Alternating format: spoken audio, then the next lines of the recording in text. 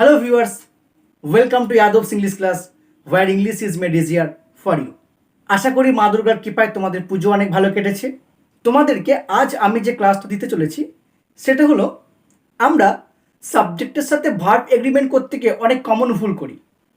তোমরা জানো কম্পিটিটিভ এক্সামে এরর ডিটেক্ট করা, এরর কারেক্ট করা একটা কমন সেগমেন্ট।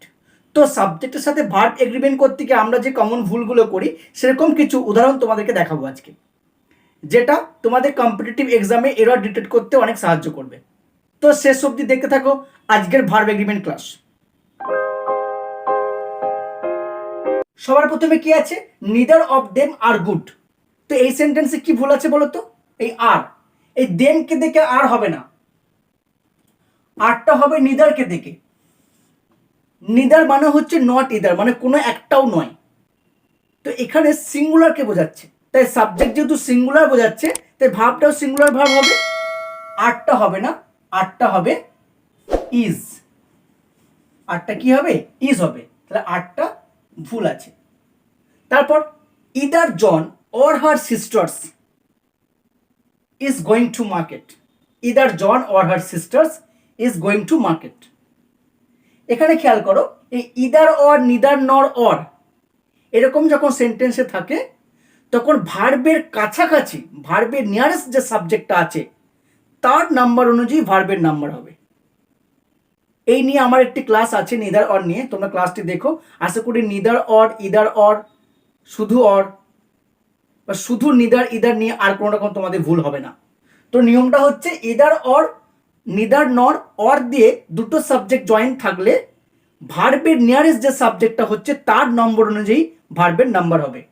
তো এখানে যেহেতু দেখো সিস্টার্স আছে, প্লুরাল নাম্বার আছে, তো এই ভার্বটাও প্লুরাল নাম্বারই হবে। তাহলে ভার্বটা হবে কি? আর।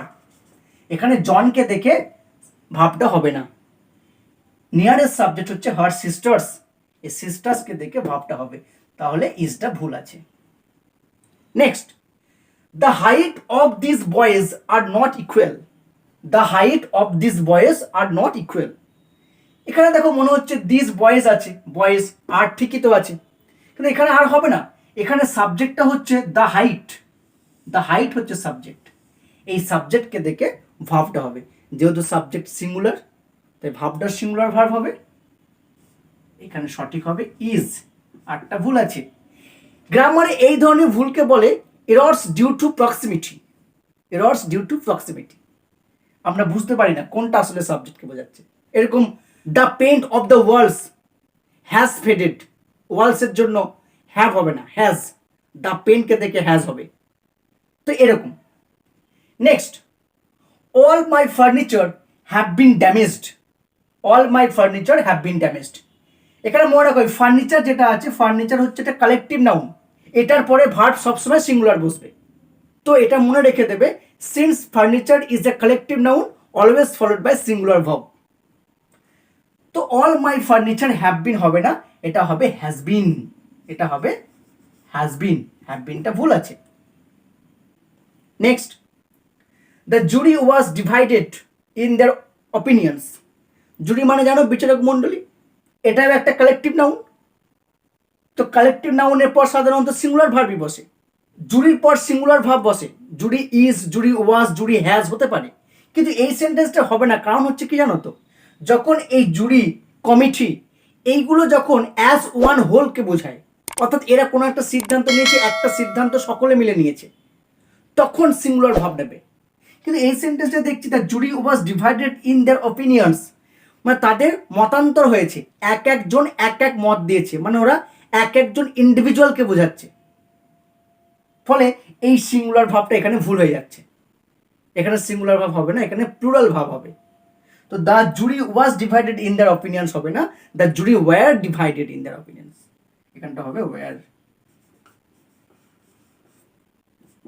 জুরির পর ওয়াজ কিন্তু হতে পারে, the jury has taken the decision. তো ডিসিশন একটা সবাই মিলে নিয়েছে, ওটা সিঙ্গুলার ভাব। কিন্তু যখন মতান্তর হবে, এক একজন ইন্ডিভিজুয়ালকে বোঝাবে, তখন সেখানে প্লুরাল ভাব নেবে। এটা মনে রেখে দেবে। কমিটির ক্ষেত্রেও তাই হয়। Next, she like her sisters are intelligent. এখানে লাইক হার সিস্টার্স আছে, তোমাদের মনে হতে পারে সিস্টার্সের জন্য আর হয়েছে, কিন্তু না, এখানে সি কে দেখে ভাবটা হবে, তাহলে আরটা হবে না। এখানে সি হচ্ছে প্যারেন্থেটিক্যাল, মানে এই হচ্ছে সি হচ্ছে main subject, she like her sisters, are হবে না, কি হবে, সিঙ্গুলার ভার্ব হবে is. She like her sisters is intelligent. Interesting. Next, Niru with his brothers go to school, এখানেও একই তাই, নিরু হচ্ছে প্যারেন্থেটিক্যাল, নিরু হচ্ছে মেন সাবজেক্ট, তাই নিরুকে দেখে ভাবটা হবে কি হবে, গো না হয়ে গোজ হবে। নিরুকে দেখে ভাবটা হবে গো না হয়ে গোজ হবে। Next, Partha as well as his friends have one the prize, এটাও সেম রুল, পার্থ হচ্ছে মেন সাবজেক্ট, তাই ফ্রেন্ডসকে দেখে না, পার্থকে দেখে ভাবটা হবে হ্যাভ না হয়ে এটা হ্যাজ হবে। তো তোমরা লক্ষ্য করলে like with as well as দিয়ে যখন ওয়ার্ডস জয়েন্ট হচ্ছে তখন যে মেন সাবজেক্ট যে প্যারেন্থেটিক্যাল তাকে দেখে ভাবটা হচ্ছে। Next, the magistrate and collector are on tour, এটা দেখে মনে হচ্ছে ম্যাজিস্ট্রেট অ্যান্ড কালেক্টর দুজন আছে, আর ঠিকই তো আছে, কিন্তু না, এখানে ম্যাজিস্ট্রেট অ্যান্ড কালেক্টর একই ব্যক্তি, তোমরা জানো যিনি ম্যাজিস্ট্রেট হয় তিনি কালেক্টর হন, তো এখানে ম্যাজিস্ট্রেট আর কালেক্টর যেহেতু একই ব্যক্তি তাই আর হবে না, এটা হবে ইজ, আর না হয়ে এটা কি হবে, এটা হবে ইজ, কারণ এটা একই পার্সনকে বোঝাচ্ছে, তো এটা মনে রেখে দেবে। অ্যান্ড দিয়ে যুক্ত হলো যদি একই পার্সন একই জিনিস বা একই আইডিয়াকে বোঝায়, সিঙ্গেল আইডিয়াকে বোঝায়, তাহলে সেখানে সিঙ্গুলার ভাব নেবে। পরেরটা দেখো, bread and butter are my favourite breakfast, তো ব্রেড অ্যান্ড বাটার দুটো নাউন আছে, তো স্বভাবত আর হওয়া উচিত ছিল, কিন্তু হবে না, কারণ ব্রেড অ্যান্ড বাটার এটা একটা সিঙ্গেল থিংকে বোঝাচ্ছে, একটি মাত্র জিনিসকে বোঝাচ্ছে, বাটারটা ব্রেডের সাথেই যায়, ব্রেড অ্যান্ড বাটার একসাথে বোঝাচ্ছে, তাই এখানে এটা প্লুরাল ভার্ব হবে না, এটা সিঙ্গুলার ভার্ব হবে, তাহলে আরটা না হয়ে কি হবে, ইজ হবে।